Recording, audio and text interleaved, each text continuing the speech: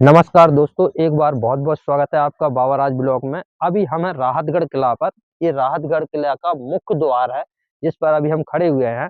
राहतगढ़ किला मध्य प्रदेश की राजधानी भोपाल से लगभग 130 किलोमीटर दूर और मध्य प्रदेश के सागर जिला से लगभग समथिंग 40 किलोमीटर दूर ये किला स्थित है। यह अपने इतिहास के लिए बहुत ही जाना जाता है और बहुत सी कहानियाँ इसमें आज तक बताई जाती हैं और बहुत सी कहानी पढ़ी जाती हैं। तो अभी हम इसके अंदर जाने वाले हैं। तो यहाँ पर थोड़ी ऊंची चढ़ाई करके, थोड़ा आप जो सीधी चढ़ाई ऊपर की तरफ चढ़ाई करके जाएंगे, तो वहां पर थोड़ा मोड़ से हमको सेकंड गेट मिलेगा, जो कि इस किले का मुख्य दूसरा दरवाजा है। और सुरक्षा दृष्टि के हिसाब से इस किले में तीन परकोटे के हिसाब से तीन दरवाजे बने। ये राहतगढ़ किले का दूसरा मुख्य द्वार है। इससे अंदर प्रवेश करते ही हम राहतगढ़ किले के अंदर एंटर हो जाएंगे। राहतगढ़ किले में लगभग तीन दरवाजे हैं, एक प्रथम, एक सेकंड और एक इसके बाद भी गेट है, जो आगे चल के हम आपको दिखाएंगे। दूसरे गेट से कुछ सीढ़ियां चढ़ने के उपरांत हम आ चुके हैं इस किले के मुख्य तीसरे दरबार पे, जो कि तीसरा दरबार कुछ ही दूरी पे बना हुआ है। और इससे अंदर जाने के बाद हम किले में प्रवेश करेंगे। आप एक सामने जो रूम टाइप का देख रहे हैं, उस टाइम यहाँ पर सैनिक तैनात रहते थे किले की सुरक्षा के लिए, क्योंकि ये किला एक ऊंची स्थान पे बना हुआ है, जो कि बीना नदी के बहुत ही नजदीक है। और यहाँ पर एक प्रसिद्ध जैन मंदिर है, जहां पर आकर आप उनके भी दर्शन कर सकते हैं। दोस्तों, अभी हम राहतगढ़ के एक बुर्ज पर आ पहुंचे हैं। ये बुर्ज पहले बहुत ही विशाल हुआ करता था, बहुत ऊंचा हुआ कर सकता था, लेकिन इस टाइम ये टूट चुका है, थोड़ा नष्ट हो चुका है। आगे आप यहाँ पर आगे भी देखिए, यहाँ पर और भी आपको सामने बुर्ज नजर आएंगे। यहाँ पर एक बुर्ज यहाँ सामने बना हुआ है, जो कि लगभग लगभग टूटने की हालत में है। सामने जहां पर आपको दरगाह दिखाई दे रही है, वहां पर भी एक बुर्ज था, जो अभी के टाइम में नष्ट हो चुका है। और नीचे की साइड भी एक बुर्ज बना हुआ है, जो कि अभी पूरा जमीन समतल हो चुका है। दोस्तों, राहतगढ़ के किला पर कुछ हमारे सब्सक्राइबर हमें यहाँ पर मिल गए हैं। तो ये भैया यहीं पास में से हैं, जो कि राहतगढ़ किले के थोड़े ही दूर इनका गांव है। और यहाँ पर जो जलाशय है, वहां पर मेला लगा हुआ है। तो ये लोग भैया मेला देखने के लिए आए थे। कुछ फुटबॉल खरीद के लाए हैं, कुछ हार्ड भी खरीद के लाए हैं और वाटरफॉल को देख के आए हैं, जो कि हम आपको वीडियो में दिखाने की कोशिश करेंगे। तो भैया से पूछते हैं, भैया आप बताइए, यहाँ पर आपको आकर घूमकर राहतगढ़ किले में कैसा लगा? हमें बहुत अच्छा लगा।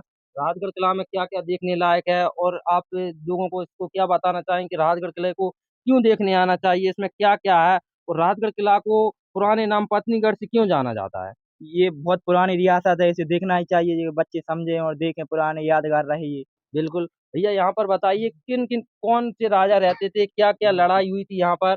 यहाँ पर आलाउदल रहते थे। नहीं, ज्वाला सिंह रहते ज्वाला थे। ज्वाला सिंह ज्वाला रहते सिंह थे, रहते थे। जिससे युद्ध हुआ अलाउदल का।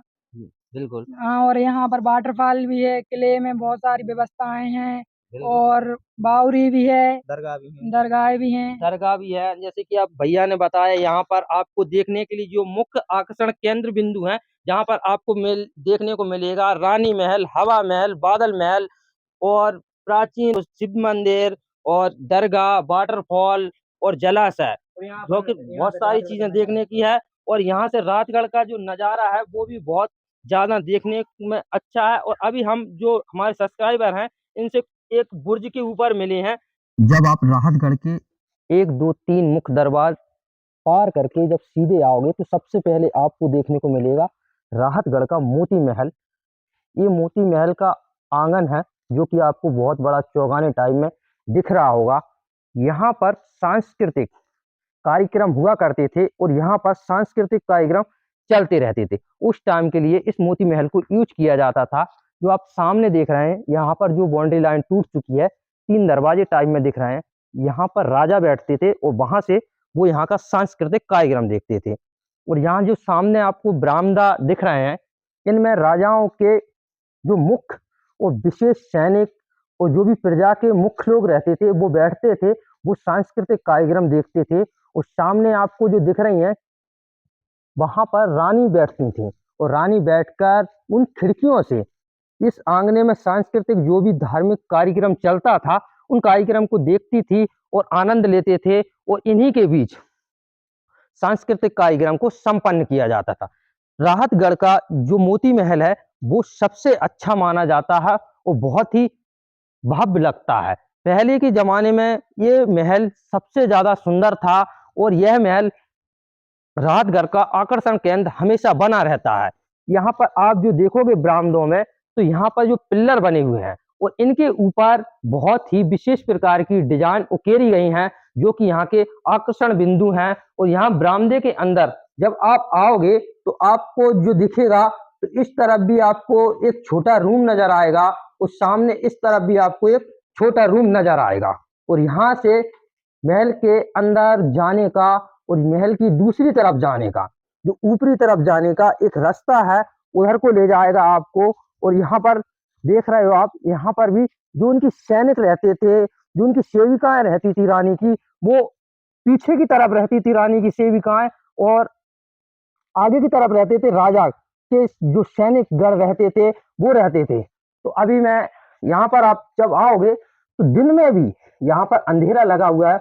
आपको इन सीढ़ियों को बड़ी मुशक्कत के साथ धीरे धीरे ऊपर चढ़ना होगा, क्योंकि इस टाइम इसमें थोड़ा बहुत अंधेरा लगा हुआ है। तो मैं अभी आप इसको ऊपर चल के थोड़ा दिखाने की कोशिश करूंगा। मैं मोती महल के ऊपर एक रूम में आ चुका हूँ, जहां पर आप देख सकते हो ये उस टाइम का कलर है। यहाँ पर ऊपर भी देखोगे आप, ये उस टाइम की जो हजारों वर्ष पहले यहाँ पर पेंट हुआ था, कलर हुआ था, आज तक इसको कोई रिन्यू नहीं किया गया। वही कलर, वही पेंट है जो अभी के टाइम में आप देखोगे कैमरे में, तो बहुत ही अच्छी डिजाइन।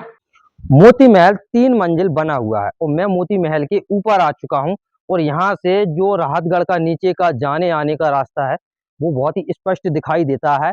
और यहाँ से पूरा राहतगढ़ का जो नज़ारा है, सीन है, बहुत ही भव्य दिखाई देता है। और यहाँ पर आइए मैं आपको दिखाता हूँ, जो आपको यहाँ पर जो सामने दिखाई दे रहे हैं, इनमें रानी बैठती थी। मोती महल की जो तीसरी मंजिल टॉप पे बनी हुई है, इनमें रानियां बैठती थी और यही इन्हीं खिड़कियों से वो आंगने में सांस्कृतिक कार्यक्रम देखती थी।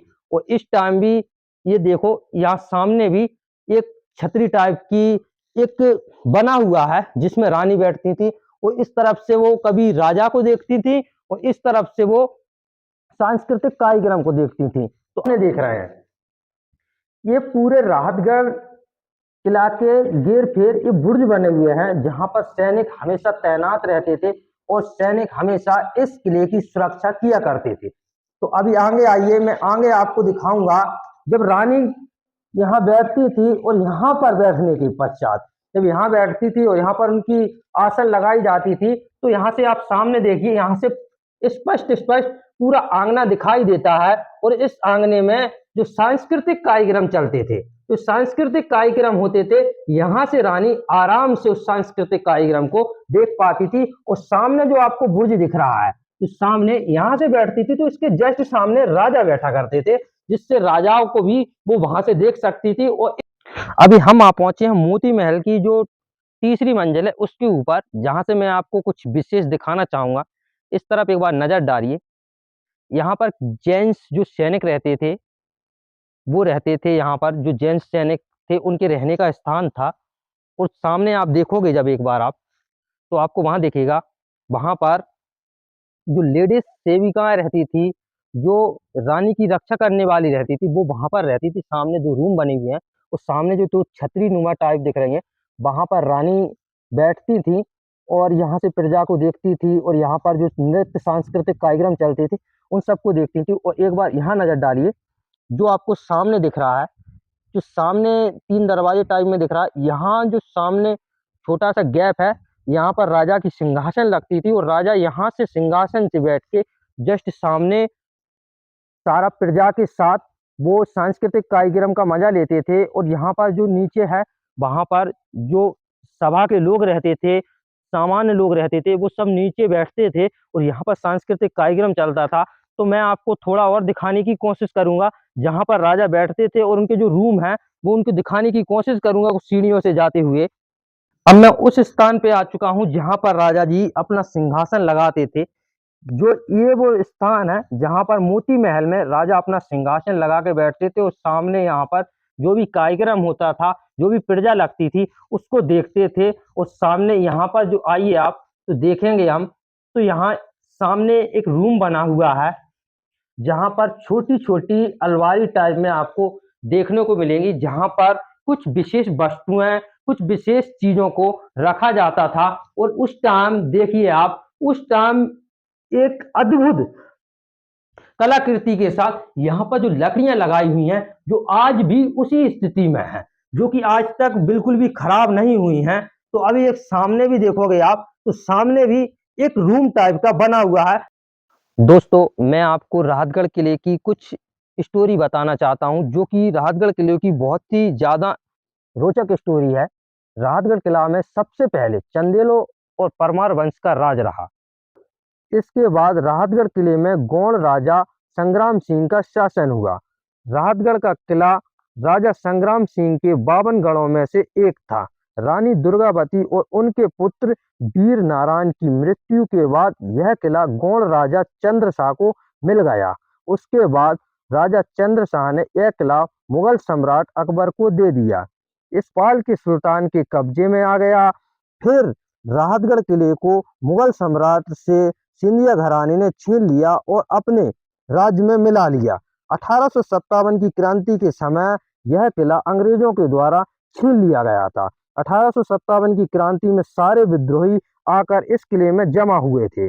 तब अंग्रेज अफसर हुरोज ने इस किले को घेर लिया था और उन्होंने अपने आधुनिक हथियारों से इस किले में स्थित जलाशय और कुओं को अपना निशाना बनाया था और उसने तोप के गोले बरसाए थे, जिससे जलाशय का पानी जहरीला हो गया था।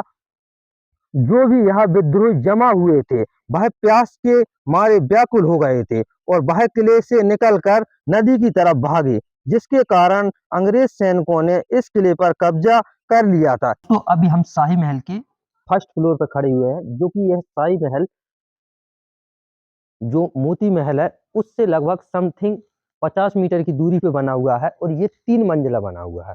और इसमें शाही महल के जो फर्स्ट फ्लोर पर है, छोटे-छोटे जो कमरे बने हुए हैं, जो कि देखने में बहुत सुंदर लग रहे हैं। तो यहाँ पर अंदर देखिए, यहाँ पर ये छोटे-छोटे कमरे बने हुए हैं और यहाँ से जब आप सामने देखेंगे, तो सामने आपको मोती महल दिखाई देगा, जो कि यहाँ का मुख्य आकर्षण केंद्र बिंदु है और देखने में बहुत ही ज़्यादा उस टाइम भव्य हुआ करता था। और यहाँ से शाही महल के जो आप फर्स्ट फ्लोर से देखोगे ना नीचे की तरफ, तो आपको यहाँ पर नजर आएगा, जब सामने एक तरफ आप नजर डालोगे तो यहाँ पर प्राचीन शिव मंदिर आपको दिखाई देगा।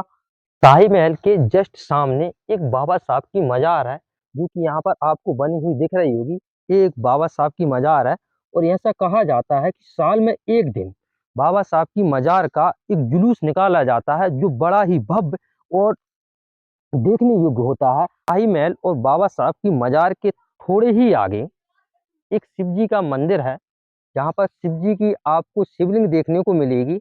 यहाँ पर कुछ स्थानीय लोगों के द्वारा आज भी पूजा की जाती है और ये उसी टाइम का पुराना मंदिर बना हुआ है, जहाँ पर शिवलिंग स्थापित है। आप यहाँ से थोड़ी ही दूरी पर जब ऊंचाई पर देखोगे, तो यहाँ पर एक मंदिर बना हुआ है, जो आपको यहाँ पर सामने दिख रहा होगा। ये कुछ लोगों का यहाँ का मानना है और कुछ लोग ऐसा भी मानते हैं, कुछ लोग बताते हैं कि राहतगढ़ को पहले पथरीगढ़ के नाम से जाना जाता था।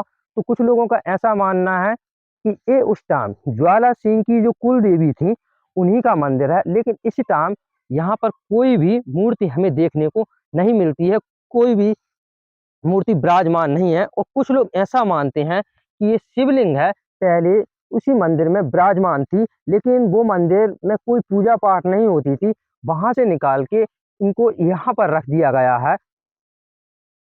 ये देख रहे हैं, ये एक विशेष प्रकार की कब्रगाह बनी हुई है, जो यहाँ पर मुख्य राजा हुआ करते होंगे, जो मुगल शासक हुआ करते होंगे, जो यहाँ के विशेष सैनिक हुआ करते होंगे, इन्हीं की एक कब्र है, जिनको बहुत ही सुंदर ढंग से बनाया गया है और इसकी डिजाइन भी आज देखने में बहुत अच्छी लगती है, मनमोहित करती हैं। तो आप इससे अंदाजा लगा सकते हैं कि वर्षों पहले ये कितनी भव्य दिखती होगी, कितनी अच्छी लगती होगी। और इसके पास ही कुछ बैठने के लिए भी बना हुआ है।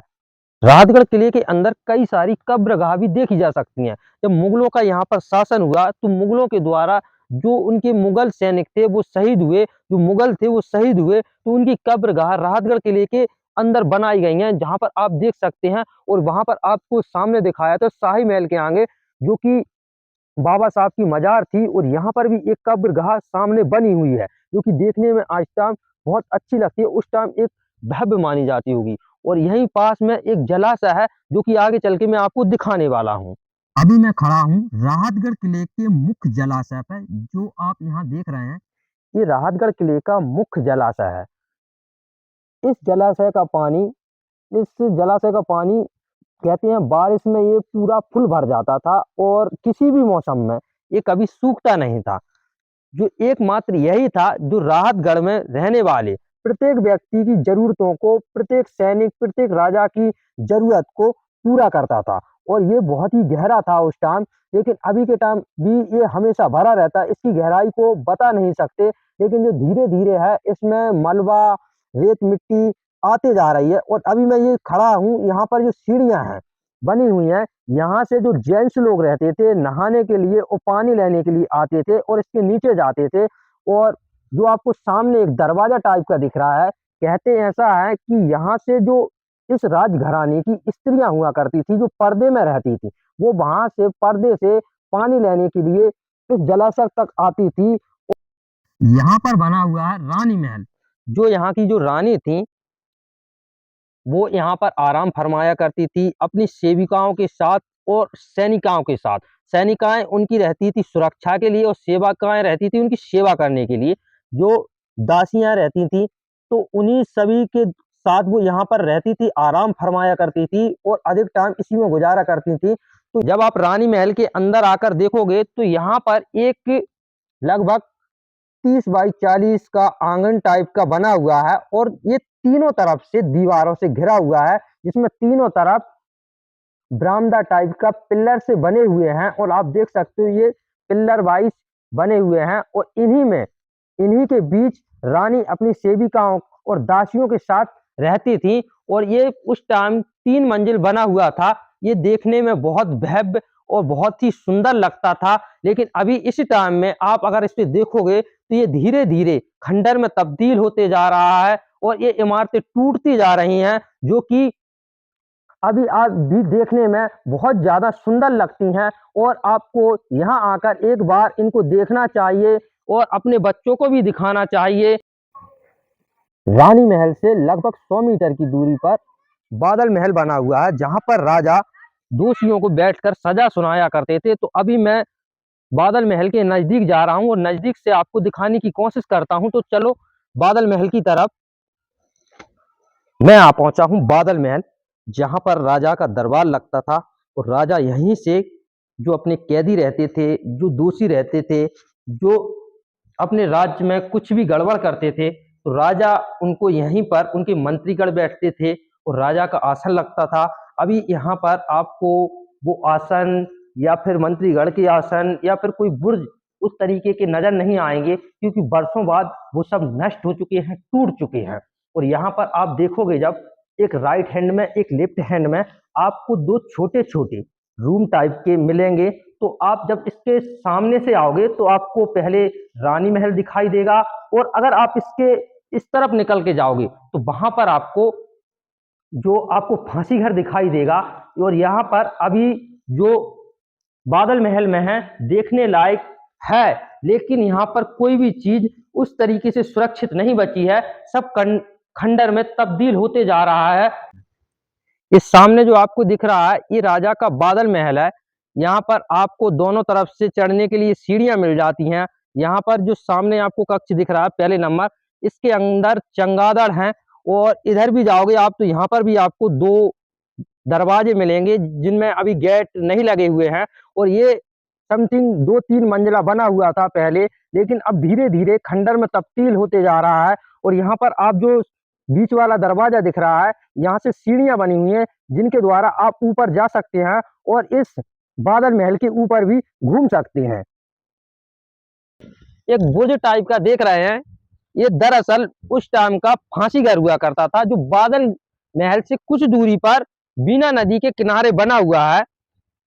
ये बुर्ज है। यहाँ पर जो कैदी थे, जिनको सजा सुनाई जाती थी, उनको यहाँ पर फांसी दी जाती थी, इसलिए इसको फांसी घर भी कहा जाता है। तो मैं अभी इसके ऊपर जाने वाला हूँ और इसके बारे में मैं आपको बताने वाला हूँ कि जब किसी कैदी को सजा दी जाती थी तो इस बुर्ज के ऊपर उसको लटका कर मार दिया जाता था, या फिर उसको इस बुर्ज के ऊपर से, जो आपको थोड़ा ऊपर आएंगे और आने के बाद जब देखेंगे तो इस बुर्ज के ऊपर आपको एक छोटा गेट दिखाई दे रहा है, इस गेट से धक्का देकर बीना नदी में फेंक दिया जाता था, जिससे उसकी मृत्यु हो जाती थी। तो मेरे पीछे दरवाजा टाइप बना हुआ है, जो भी यहाँ पर कैदी रहता था उस कैदी को यहाँ पर खड़ा किया जाता था और उसकी रस्सी गले में बांध दी जाती थी और यहाँ से धक्का दे दिया जाता था, जिससे वो बीना नदी के किनारे गिरता था और इतनी गहराई से लटकने की वजह से उसकी मृत्यु हो जाती थी। अगर रस्सी